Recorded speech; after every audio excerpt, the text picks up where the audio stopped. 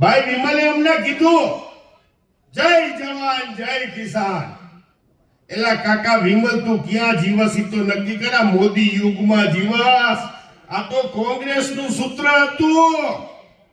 અહીંયા તો મરે જવાન મરે કિસાન. આ મોદી યુગ છે ભાઈ. અહીંયા કિસાનના ભાવ નથી પૂછાતા. તમારે શું કામ રેલી કાઢવી પડે?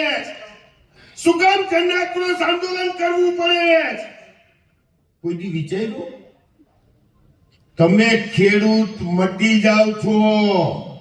તમે ખેડૂત રહ્યો તો કોઈના બાપની તાકાત નથી કે તમારો વાળ કોઈ ખેરવી શકે. વાહ, ચૂંટણી આવે એટલે હું પટેલ, હું ઠાકોર, હું ગોરી, હું રાજપૂત, હું આહિર, હું કારડિયો, આમાં બધાય રચાઈ જાય.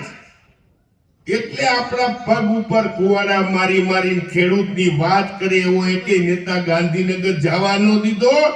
એના આપણા હાલ છે મિત્રો, આટલા આપણા હાલ છે. આપણે ખેડૂત રહ્યો તો કોઈ દિવસ તમારે આંદોલન કરવું ન પડે. કારણ કે તમારા આ 185 જણા 165 જણા છે એ ધારાસભ્ય નથી. નરેન્દ્ર મોદી ને અમિત શાહ ના પ્યાદા કૈલાગરા પટ્ટાવાળા તમે ચૂંટીને મોકલો. તમે ધારાસભ્ય મોકલતા નથી.